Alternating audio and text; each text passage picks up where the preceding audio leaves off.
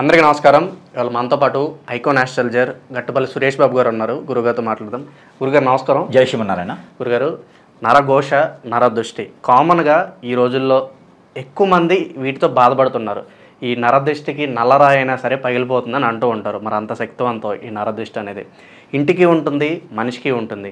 మరి ఈ నరఘోష, నరదృష్టి నుంచి బయటపడడానికి ఏదన్నా పరిష్కార మార్గం సింపుల్గా ఇంట్లోనే చేసుకునే పరిష్కార మార్గం ఏదన్నా ఉంటే సూచించండి. తప్పకుండా.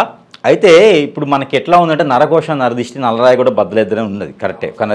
నల్లరాయి అంటే ఎందుకు మనం అంటామంటే, ఇప్పుడు స్వామివారు అలంకరణ చేసి ఉంటుంది.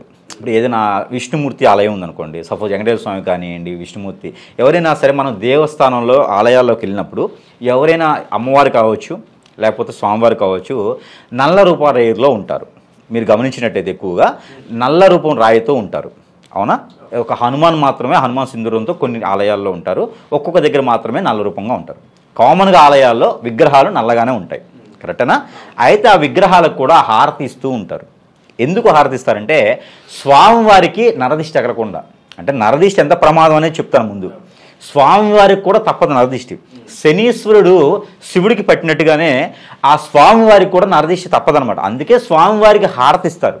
ఆ హారతిని మనం అద్దుకోవడం ద్వారా ఆ నరదిష్టి మన కళ్ళకి నుంచి ఆ స్వామివారి మీద పడ్డటువంటి దృష్టి ఈ కళ్ళకి ఈ నిప్పు హారతి తగలటం ద్వారా, అగ్ని రూపంలో తగలడం ద్వారా మన కళ్ళు చల్లబడిపోతాయి. మన కళ్ళు ఇలా అద్దుకోవడం ద్వారా స్వామి క్షమించిన ఆయన, నీ హారతి నేను అద్దుకున్నాను, నీకేం నేను దిష్టి పెట్టలేదు, నువ్వు బాగున్నావు, నా కళ్ళ నుంచి తగిలినటువంటి దిష్టి ఈ హారతితో పోవాలి అనుకొని హారతిస్తారు. ఆ హారతి మనం అద్దుకుంటాం. స్వామివారిని హారతి అద్దుకుంటే మనకేదో పుణ్యం రావడం కోసం కాదు. ఆ స్వామివారికి మన కళ్ళు చెడ్డవి. మన మనుషులకి కళ్ళు చాలా చెడ్డవి కాబట్టే ఆ హారతి మనం అద్దుకోవడం ద్వారా స్వామివారు బాగున్నారు, అబ్బా చాలా బ్రహ్మాండంగా ఉన్నారు అనే ఒక నరదిష్టిని తొలగించుకోవడానికి హారతి అద్దుకుంటాం. ఇది జరుగుతుంది అన్నమాట. అంటే ఆ స్వామివారి సైతం కూడా నరదిష్టి నుంచి బలవటానికి లేకుండా హారతిస్తారనమాట. అయితే మానవాళికి ఏదైనా గొప్పగా ఇల్లు కట్టుకున్నా, ఎక్కడో ఉన్నా, కొత్త షర్ట్ వేసుకున్నా కూడా అబ్బా ఏం షర్ట్ వేశారు, ఇందాక మీ అన్న షర్ట్ బాగుంది అని. అలానే అది ఏంటంటే నేను కామన్గా అన్నాను, కామన్ షర్ట్ బాగుందన్న. అదే ఇంకోళ్ళు ఉన్నా అబ్బా ఏం షర్ట్ వేస్తారండి, ఎంత సంపాదిస్తున్నారు ఏమో, నరదిష్టి. దీనివల్ల మనకేంటంటే సాయంత్రానికి అనీజీ వచ్చింది, తలకాయ నొప్పి రావడము, ఒక దగ్గర కూర్చోవడము, ఇవన్నీ కూడా ఏంటంటే ఏ రోజు కారణం నరదిష్టి పతాపంచులు చేసుకోవాలి. లేకపోతే మన మీద ఆ ప్రభావం అనేది హార్మోన్ ఇన్బ్యాలెన్స్ మీద పడుతుంది. రేపటి రోజు మోషన్ అవ్వకపోవడము, లేకపోతే మనకి ఫీవర్ రావడము, స్టమక్ పెయిన్, హెడేక్, వాంతింగ్స్, ఇవన్నీ కూడా మనకి ఏదో అనుకుంటాం కదా, ఆరోగ్యరీత్యా సమస్యలు కొంతవరకే. నరదిష్టి ప్రభావం అనేది చాలా ఉంటుంది.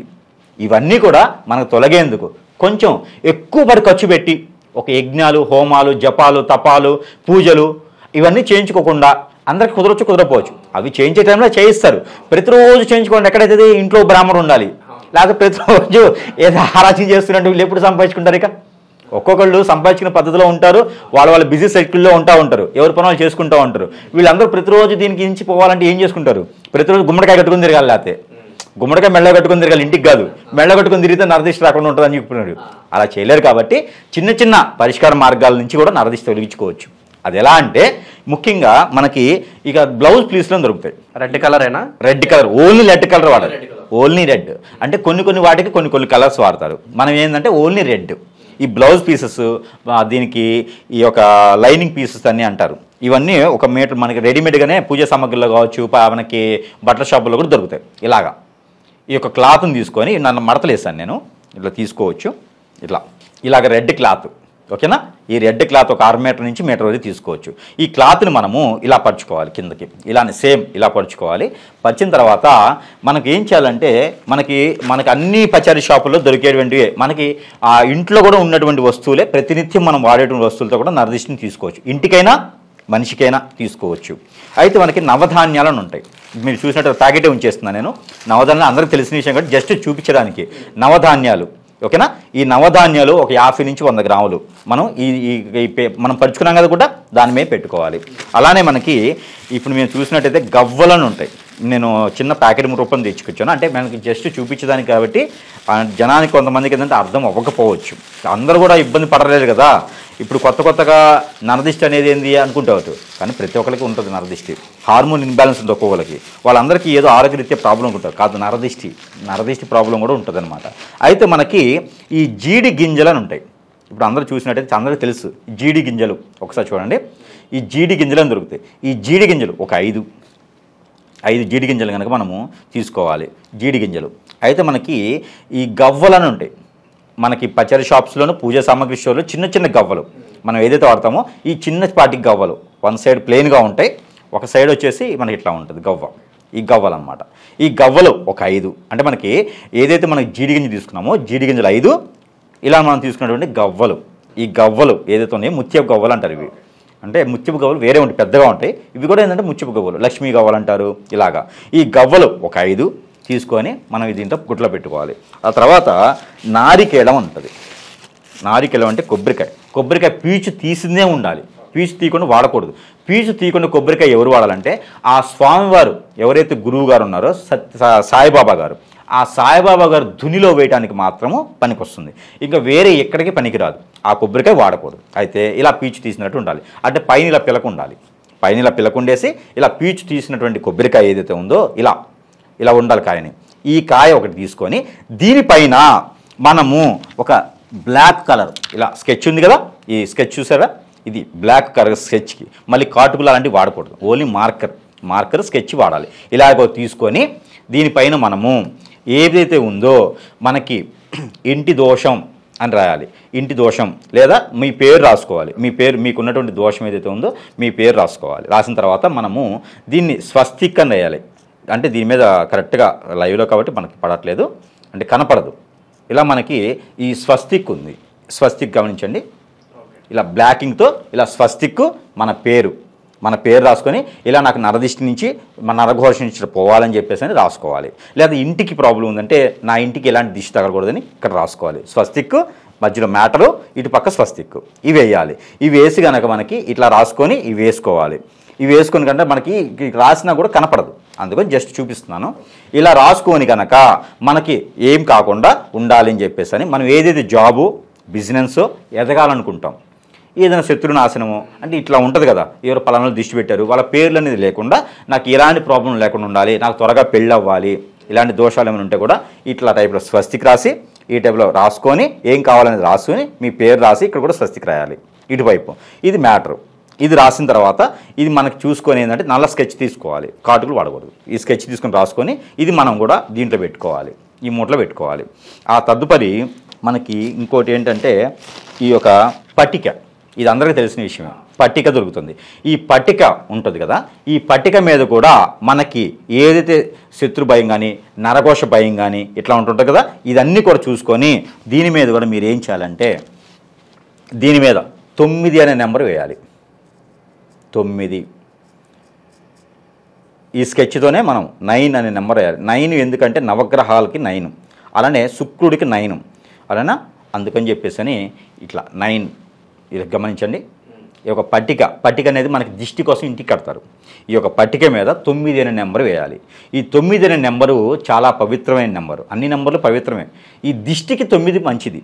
దిష్టి తీసుకునేప్పుడు 9వ నెంబర్ మంచిది, ఓకేనా. అందుకని ఈ 9వ నెంబర్ అనేది పట్టిక మీద వేసుకొని దీంట్లో పెట్టుకోవాలి, ఈ మూటలో పెట్టుకోవాలి. అలానే మనకి లోటాస్ అంటారు, ఐడియా ఉందా మీకు? లోటాస్ అంటే తామరి పువ్వు, ఓకేనా. అయితే ఈ తామరి గింజలు ఉంటాయి మనకి. ఈ తామర గింజలు కరెక్ట్ చూడండి, తామర గింజలు ఇవి ఇందులో సైజుల ప్రకారంగా ఉంటాయి. 8 ఇంచెస్, 9 ఇంచెస్, 10 ఇంచెస్, ఇంకా 11, 12, 15, 20 ఇంచెస్ కూడా ఉంటాయి. హైబ్రిడ్ అయితే 20 ఇంచెస్ ఉంటాయి. తామర గింజల మాల కూడా చాలామంది వాడుతూ ఉంటారు.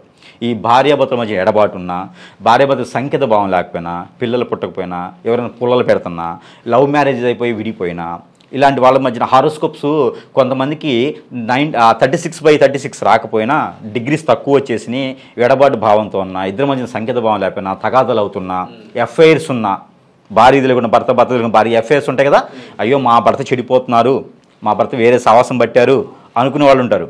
వాళ్ళందరూ కూడా చేయొచ్చు ఇది. ఇట్లా మనం ఏదైతే ముడుపు ఉందో దీంట్లో తామర గింజలు అంటారు. ఈ తామర గింజలే అంటారు ఇవి. లోటాస్ సీడ్, తామర గింజలు ఇట్లా ఉంటాయి మనకి. ఇంకా పెద్దగా దొరికితే నాకైతే ఇవే ఉన్నాయి. ఈ తామర గింజలు ఒక 5 గింజలు కూడా ఇందులో వేసుకోవాలి. ఇందులో తామర గింజ కూడా వేసుకొని అది మూట కట్టుకోవాలి, ఓకేనా. ఎవరైతే భార్యాభర్తల మధ్య ఎడబాటు లేకుండా, ఎవరైనా నరదిష్టి నరఘోష ఇలాంటివి పెట్టకుండా అలా పెట్టినా కూడా ఈ తామర గింజ కూడా వేస్తే అందుకు పనికి వస్తాయి అనమాట. ఇలాగ మనకి ఇన్ని రకాలు అందులో వేసేసి అవి కనుక మనము ఇలా మనం ఏదైతే ఉందో ఇవన్నీ కూడా ఇవన్నీ మనం ఇందా చెప్పుకునే ఇలా వేసేసాం. ఇలా వేసేసి ఇలా ఈ టైప్లో మూట కట్టేసాం. ఇలా తీసేసుకొని ఇలా మూట కట్టేసాం. దీనికి మనము దారం కట్టాలి. ఏదైతే మొలతాడు దారం అని ఉంటుంది మనకి, అది నేను తీసుకురాలేదు. మొలతాడు దారం అంటే అందరికీ తెలుసు, మనం తాలిబొట్టు దారం మొలతాడు దారం అంటారు కదా. ఈ మొలతాడు దారం అనేది ఎర్రగా నల్లగా వేరే వేరే కలర్స్లో కూడా దొరుకుతుంది. కాదు దీనికి కావాల్సిన నల్ల దారం, ఎర్రగుడ్డ నల్ల దారం. ఈ మొలతాడు దారం ఒకటి తీసుకొని ఈ పైన ఇట్లా వదిలేసాం కదా, ఈ పైన కనుక ఇలా కట్టేసి నాలుగు పదార్థాన్ని కట్టేసి మనము గంధం కానీ పసుపు కానీ ఉంటుంది, ఓకేనా. ఆ గంధంతో పసుపుతో కనుక పైన ఇలాగా ఇట్లా ఇంటూ వేయాలి. ఇంటూ ఎట్లా వేయాలి, ఇది ఇలా ఉంది కదా, ఓకేనా. ఇది ఈ టైప్లో ఒకటే వేయాలి. ఇలా ఇంటూ అనేది వేయాలి. పసుపుతో కానీ గంధంతో కానీ ఇలా ఇంటూ అనేది వేయాలి. ఇంటూ వేసేసి ఈ మొత్తం గడక నల్లదారంతో కట్టేసి వీళ్ళు మనిషికి తీసుకోవాలనుకుంటే ఇవే వస్తువులు, భార్యాభర్తలు ఇద్దరు తీసుకోవాలన్నా ఇవే వస్తువులు. ఇద్దరు ఇంట్లో ఏదైనా సమస్య ఉన్నా, ఆర్థిక స్థితిగతులు ఉన్నా, ఏదైనా ఎదగలేకపోతున్నా కూడా, ఎవరైనా ఏదైనా చేపించారు అనే భయం ఉన్నా కూడా ముందు ఉపశమనం అయితే దొరుకుతుంది. ఒక గురువు గారి దగ్గరికి వెళ్ళే లోపున ఇప్పుడు మనం ఫీవర్ వస్తుంది. ఫీవర్ వచ్చినప్పుడు అది డెంగ్యూఓ లేకపోతే ఇంకోటో అనుకునే దానికి ముందు టెస్టులు చేయించుకోవాలి, మంచి డాక్టర్ దగ్గరికి వెళ్ళాలి. అక్కడ దాకా వెళ్ళాలంటే ఓపిక కావాలిగా. అక్కడ దాకా వెళ్ళాలంటే ముందు నీకు తెలిసిన డోలోనో ఏదో సంథింగ్ ఆ పారాసిటమాల్ టాబ్లెట్లు ఉంటాయి కదా, అవి కామన్గా కామన్గా ఏంటంటే ఒక ఫీవర్ వచ్చిందా, ఒళ్ళు కొంచెం వేడిగా ఉంది, ఆ పారాసిటమాల్ ఇచ్చని చెప్పేసి పారాసిటమాల్ టాబ్లెట్ మింగేస్తే కొంచెం మేర ఉపశమనం ఉంటుంది. అప్పుడు మనం హాస్పిటల్కి వెళ్ళి టెస్ట్ చేయించుకోవచ్చు. అయితే మీకు దగ్గరలో గురువో సాధువో లేకపోతే ఎక్కడో దగ్గరికి వెళ్ళాలనుకుంటే అక్కడికి వెళ్ళేందుకని మీకు ఉపశమనం ఉండాలిగా. ఆ ఉపశమనం దొరికేందుకు మంచిగా రెమెడీ పనిచేస్తుంది. ఉపశమనమే కాదు, మీకు అన్ని రకాల దోషాలు కూడా పోయేందుకు రెమెడీ పనిచేస్తుంది ఇది. కాబట్టి ఇలా మూట కట్టాలి. ఇలా కట్టేసింది నల్లదారంతో కట్టేసి మీకు ఇలా క్లాక్ వైజ్గా అందరూ గమనించుకోవాలి. ఎడం చేతులు ఇలా పెట్టుకోవాలి. ఇలా ఎడం చేతిలో పెట్టుకొని ఇది క్లాక్ వైజ్ అంటే ఇట్లా, ఓకేనా. ఇట్లా నుంచి ఇలా తీసుకో, ఇది ఇట్లా ఉంది కదా, ఇది క్లాక్ వైజ్ ఇలా బాడీ చుట్టూ మొత్తం కాలు దగ్గర నుంచి తల వరకు 7 టైమ్స్ తీసుకోవాలి. ఈ 7 టైం తీసుకొని ఓం గురుభ్యాయ నమః అని చదువుకోవాలి. లేకపోతే ఓం యంత్రిత్ర్యాయ నమః, యంత్రిత్ర్యాయ నమః ఈ మంత్రాన్ని 21 సార్లు చదువుకోవాలి. చదువుకొని కనుక ఇది ఏ గురు సమక్షంలో చేసుకునే అవసరం లేదు, ఇంట్లో కామన్గా చేసుకోవచ్చు. ఆడవాళ్ళైనా మగవాళ్ళైనా పిల్లలకైనా ఎవరికైనా చేయొచ్చు. ఎవరికైనా ఆరోగ్యరీత్యా బాధలున్నా కూడా ఇది చేసుకోవచ్చు. ఇవన్నీ మనం చెప్పినట్టు ఇంగ్రీడియంట్స్ అన్ని ఇందులో వేసుకొని ఇది చేసుకోవచ్చు. ఇది తల చుట్టూ ఇలా తిప్పేసి కట్టేసి ఎక్కడైనా పారేటువంటి నీరు కానీ లేకపోతే నది లేదా కాలువ ఏదైనా మురికి కాలువ ఉన్నా కూడా వేసేయచ్చు. లేదు ఎక్కడ అవ్వట్లేదంటే పొదలుగా ఉన్నటువంటి చెట్లు ఉంటాయి కదా, అక్కడ వేయాలి. ఎప్పుడు కూడా ఒకటి గుర్తుపెట్టుకోండి, దిష్టి తీసినటువంటి నిమ్మకాయలు కానీ లేదా లేకపోతే పచ్చిమిరకాయలు కానీ బొగ్గులు కానీ ఏదైనా ఉంటే కూడా షాపులు కట్టినా కూడా రోడ్డు మీద వేయకూడదు. దిష్టి తీసినటువంటి వస్తువు కపక్కన రోడ్డు మీదకి వేస్తారు, రోడ్డు మీద వేయకూడదు. అలా రోడ్డు మీద దిష్టి తీసి వేస్తే ఆ రోడ్డు మీద ఎవరైనా తొక్కితే మళ్ళీ దాంట్లో ఉన్నటువంటి అంతా మళ్ళీ మనకే వస్తుంది. అది తెలియదు చాలామందికి. రోడ్డు మీద పడేస్తారు, అంత దిష్టి పోతుంది కదా. దిష్టి పోదు, కొనుక్కొచ్చుకుంటాడు. ఈ రోజు దిష్టి నిన్నటి దిష్టి కూడా వీడు కొనుక్కొచ్చుకుంటాడు. అందుకే వాడు షాపులు ఎదగవు. అందరూ గమనించాల్సిన విషయం ఏంటంటే ఆ షాపులు ఎదగో దిష్టి తీసింది ఏదైతే ఉందో రోడ్డు మీదకి వేయకూడదు. అది ఎవరు తొక్కకూడదు. అది రోడ్డు పక్కన వేయాలి, కాలువలో వేయాలి, చెత్తలో వేయాలి. రోడ్డు మీద వేయకూడదు. చాలామంది రోడ్డు మీద పడేస్తూ ఉంటారు, అది చాలా తప్పది.